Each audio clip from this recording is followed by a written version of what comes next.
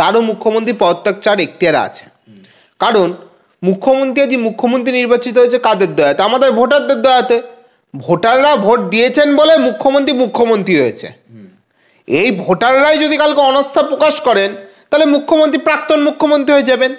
অভয়ের মা বাবাও তো একজন সাধারণ ভোটার, তারা তো ভোট দান করেন, যে রাজনৈতিক দলকেই করুন, তারা তো পশ্চিমবঙ্গের একজন, ভারতবর্ষের একজন ভোটার।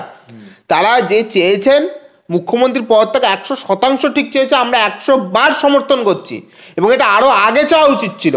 আমরা প্রথম দিন থেকে বলছি, যতক্ষণ নবান্নের 14 তলায় এই মুখ্যমন্ত্রী বসে থাকবে, আরজি কর হোক, কামদুনি হোক, পার্ক স্ট্রিট হোক, কোথাও মহিলাদের ওপর নির্যাতনের বিচার হবে না। কারণ এই সরকার মহিলাদের ওপর নির্যাতনকে আরও বেশি করে উচ্ছ্বাসিত করে, অনুপ্রেরণা দেয় এবং এই সরকার নেতামন্ত্রীরা মহিলাদের ওপর অত্যাচার করে। সেখানে দাঁড়িয়ে আমরা দেখলাম সিভিক ভলান্টিয়ার বিরুদ্ধেও একটা অভিযোগ আসলো, ফের মালদাতে একজন অসুস্থ যুবতীকে ধর্ষণের। কি বলবেন? সিভিক ভলান্টিয়ারটা তো সব তৃণমূলের রত্ন। সিভিক ভলান্টিয়ার কারা? সারা রাজ্যে একটা সিভিক ভলান্টিয়ার তৃণমূলের বাইরে আছে? তৃণমূল পার্টির নেতারা তালিকা তৈরি করে সিভিক ভলান্টিয়ারের। পার্টির ছেলেদেরকে পুলিশের পোশাক পরানোর নাম সিভিক ভলান্টিয়ার। কেন থাকবে সিভিক ভলান্টিয়ার পোস্টটা? প্রথম প্রশ্ন আমার, কেন থাকবে সিভিক ভলান্টিয়ার পোস্টটা? কিসের জন্য লাগে? পুলিশ দরকার হবে, পুলিশের নিয়োগ হবে। সিভিক ভলান্টিয়ার কেন? 10,000 টাকা মাইনেতে চাকর বাকর পোষা তৃণমূলের। এবং এই সিভিক ভলান্টিয়ারের চাকরি করার কি ক্ষমতা আছে? কোনো ল অ্যান্ড অর্ডারের সিচুয়েশনে সিভিক ভলান্টিয়ার যেতে পারে না।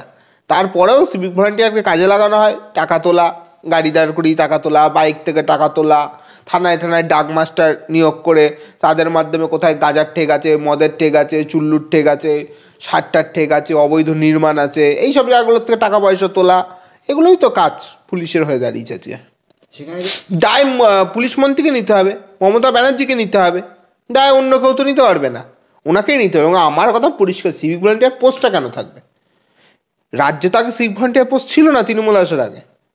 পশ্চিমবঙ্গে পুলিশ থাকবে, পুলিশে নিয়োগ বন্ধ করে পার্টির ছেলেদেরকে 10,000 টাকা করে মাইনে দিয়ে, 10,500 টাকা মাইনে দিয়ে চাকর বাকর পুষছে পার্টির, পুলিশের ড্রেস পরিয়ে, তার নাম সিভিক ভলান্টিয়ার। আবার কি চাকর বাকর? সিভিক ভলান্টিয়ার পুলিশও চাকর বাকর।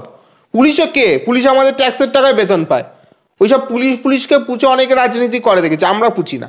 চাকর বাকরের জায়গায় থাকে। ফিরহাদ হাকিমকে আগে নিজের এখতিয়ারটা বোঝা উচিত আমি মনে করি। ফিরহাদ হাকিম তো নিজে একজন কলকাতার মেয়র হিসেবে উনি কার কি এখতিয়ার এগুলো না দেখে, উনি যদি ওনার এখতিয়ারে থেকে একটু ঠিকঠাক করে কাজ করতেন, তাহলে কলকাতাতে একের পর এক বহুতল ভেঙে পড়তো না, হেলে পড়তো না।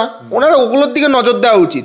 কলকাতার জুড়ে যে অবৈধ নির্মাণ হচ্ছে, সে অবৈধ নির্মাণের কাটমানি, তোলাবাজির টাকা কার কার পকেটে গেছে না গেছে, এগুলো ভাবুন না, কাজে দেবে। কলকাতার মেয়রের পদের মর্যাদা রাখতে পারবেন। কুণাল ঘোষ একটা জিনিস কি জানেন তো, মানুষ কাঁদতে কাঁদতে তার চোখের জল একসময় শুকিয়ে যায়। অভয়ের পরিবারের তো অবস্থা তাই। কুণাল ঘোষকে দেখানোর জন্য কাঁদতে হবে এমন তো কোনো মানে নেই। কুণাল ঘোষ একটা নিকৃষ্ট মানের ব্যক্তি, যাকে বলে কুণাল ঘোষ হলো তাই। পশ্চিমবঙ্গের রাজনীতির সর্বকালের নিকৃষ্টতম ব্যক্তির নাম কুণাল ঘোষ। এই কুণাল ঘোষকে নিকৃষ্টতম কথাবার্তা বলার জন্য তৃণমূল রেখে দিয়েছে। এবং কুণাল ঘোষের মুখ খুললে দেখবেন ম্যানহোলের মতো দুর্গন্ধ বেরোচ্ছে।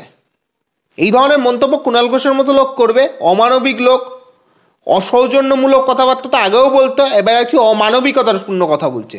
একটা পরিবার, যে পরিবারের কন্যা সন্তান, ডাক্তার কন্যা সন্তান ধর্ষিতা হয়েছেন, হত্যা হয়েছেন কর্মরত অবস্থায়, সেই পরিবারকে নিয়ে যে ধরনের উনি কথাবার্তা বলছেন, এতে বোঝা যাচ্ছে ওর গায়ে মানুষের চামড়া নেই।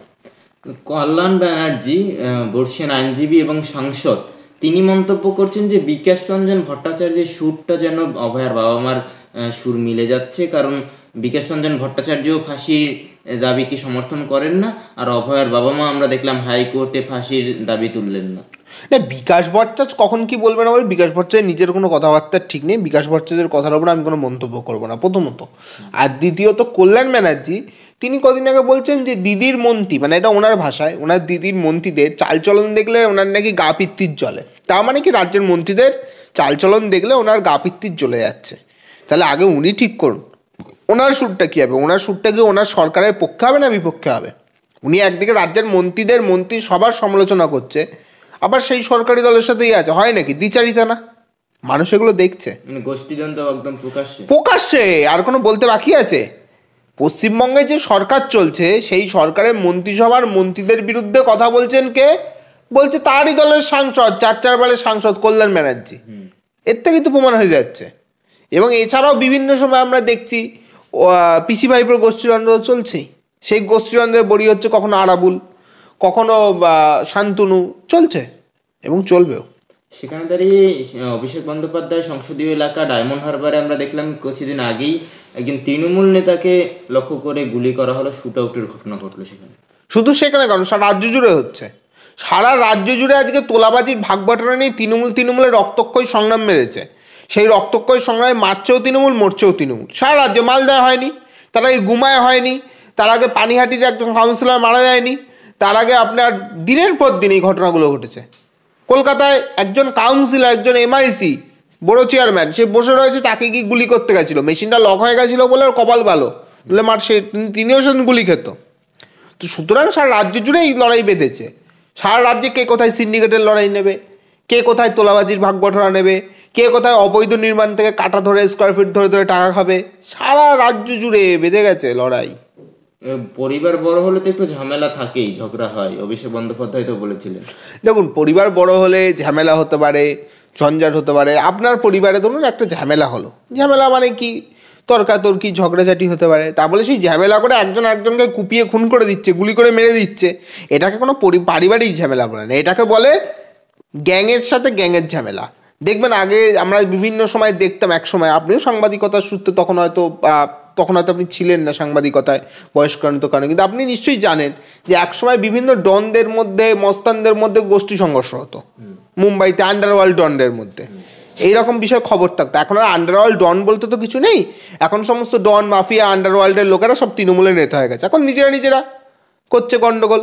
চাল আর কাকড় দুটো মিলিয়ে খিচুড়ি করে ফেলেছে এসএসসি, এবং সেটা তো এমনি হয়নি, দুর্নীতির কারণে হয়েছে। সেখানে দিনের পর দিন সুপ্রিম কোর্টে তারা তালিকা দিতে পারছে না, এবং এর ফলে কী হচ্ছে, যোগ্যদের চাকরিটাও যাচ্ছে অযোগ্যদের কারণে। এবং এর সম্পূর্ণ দায় দায়িত্ব তৃণমূল সরকারের, তৃণমূল দলের, রাজ্যের মুখ্যমন্ত্রী থেকে শুরু করে তৃণমূল সেই সব নেতারা যারা চাকরিটা বিক্রি করেছে।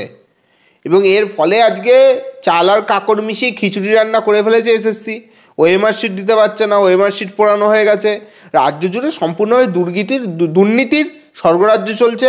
দুর্নীতিগ্রস্তরা মাথা থেকে পা অবধি সরকারে বসে রয়েছে, তার ফলাফল পশ্চিমবঙ্গ দেখছে। পুলিশের কাছ থেকে এগুলো তৃণমূলের লাঠিয়ার হিসেবে কাজ করা। বিরোধী রাজনৈতিক নেতা দল কর্মী তারা যখন কোনো কর্মসূচি ঘোষণা করে, যখন কোনো অফিসে অভিযান করে, ডেপুটেশন করে, তখন সেখানে তৃণমূলের হয়ে লাঠিয়ারের কাজ করে। এই জন্যই তো পুলিশকে আমরা বেতন দিই, তাই না?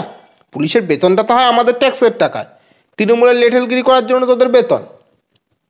এই যে ছাত্ররা আমরা দেখলাম ব্রাত্য বসুর সঙ্গে দেখা করার জন্য গিয়েছিলেন, তাদেরকে বেধড়ক মারধর করা হয়েছে বলে একাধিক অভিযোগ করছেন এসএফআই এর নেতৃত্বরা। না, হতে পারে তো, আমি তো বলছি তো, এটাই তো ওদের কাজ পুলিশের। আমার কথা, আমি একটা সরকারি অফিসে যাবো, ডেপুটেশনের একটা কপি দেবো, আমার এই দাবি দেওয়া, এই 10টা দাবি কি 11টা দাবি কি 5টা দাবি, কিন্তু সেখানে পুলিশ যেভাবে লাঠিচার্জ করে বিভিন্ন ক্ষেত্রে, আমাদের কর্মীদের ওপরে করে বা অন্যান্য বিরোধী রাজনৈতিক দলের কর্মীদের ওপরে করে, এটাই তো পুলিশের কাজ হয়ে দাঁড়িয়েছে। পুলিশ পশ্চিমবঙ্গে আজকে তৃণমূলদের বাঁচানো, তৃণমূলদের হয়ে কাজ করা, ভক্ষকদের রক্ষকে পরিণত হয়েছে, এটাই আজকে পুলিশের কাজ।